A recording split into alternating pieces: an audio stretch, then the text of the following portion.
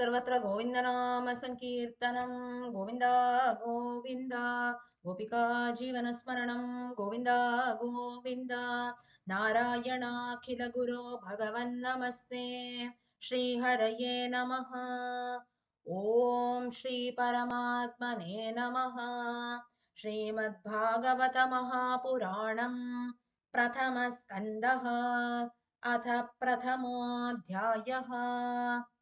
जन्माद्यस्य यतोऽन्वयादितरतश्चार्तेष्वभिज्ञस्वराट् तेने ब्रह्महृदाय आदिकवये मुह्यन्ति यत्सूरयः।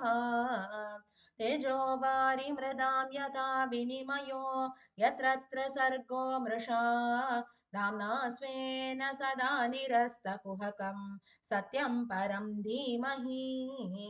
धर्मः प्रोज्झितकैतवोऽत्र परमो निर्मत्सराणां सतां वेद्यं वास्तवमत्र वस्तु शिवदं तापत्रयोन्मूलनम्। श्रीमद्भागवते महामुनिकृते किं वा परैरीश्वरः सद्यो हृद्यवरुध्यतेऽत्र कृतिभिः शुश्रूषुभिस्तक्षणात्। निगमकल्पतरोर्गलितं फलं शुकमुखादमृतद्रवसंयुतं पिबत भागवतं रसमालयं मुहुरहो रसिका भुवि भावुकाः। नैमिषे निमिषक्षेत्रे ऋषयः शौनकादयः सत्रं स्वर्गाय लोकाय सहस्रसममासत त एकदा तु मुनयः प्रातर्हुतहुताग्नयः सत्कृतं सूतमासीनं पप्रच्छुरिदमादरात्। ऋषय ऊचुः त्वया खलु पुराणानि सेतिहासानि चानग धीतानि धर्मशास्त्राणि यान्युत यानि वेदविदां श्रेष्ठो भगवान् बादरायणः अन्ये च मुनयः सूत परावरविदो विदुः वेत्तत्वं सौम्य तत्सर्वं तत्त्वतस्तदनुग्रहात्।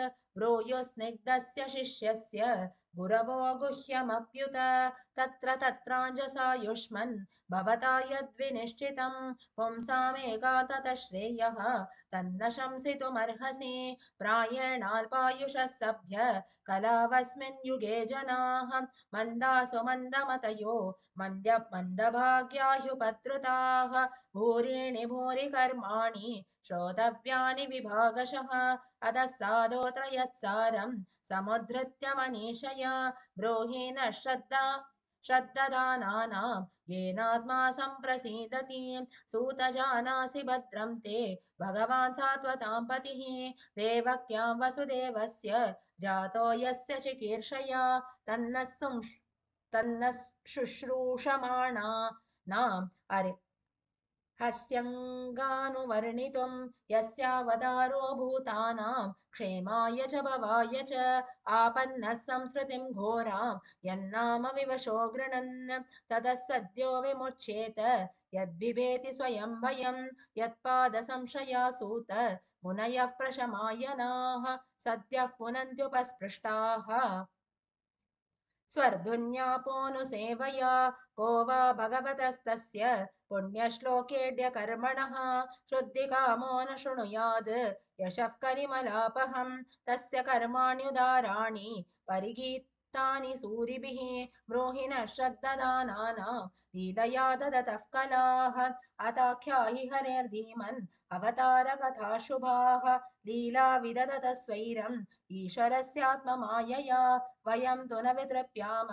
उत्तमश्लोकविक्रमे यच्छृण्वतां रसज्ञानां स्वादु स्वादु पदे पदे कृतवान् किल वीर्याणि सह रामेण केशवः अतिमर्त्यानि भगवान् गूढः कपटमानुषः कलिमागतमाज्ञाय क्षेत्रेऽस्मिन् वैष्णवे वयम् आसीनादीर्घसत्रेण कथायां सक्षणा हरेः त्वं नः सन्दर्शितो धात्रा दुस्तरं निस्तितीर्षतां कलिं सत्त्वहरं पुंसां कर्णधार इवार्णवं ब्रूहि योगेश्वरे कृष्णे ब्रह्मण्ये धर्मवर्मणि स्वां काष्ठामधुनोपेते धर्मः कं शरणं गतः इति श्रीमद्भागवते महापुराणे पारमहंस्यां संहितायां प्रथमस्कन्धे नैमिषीयोपाख्याने प्रथमोऽध्यायः। श्रीहरये नमः।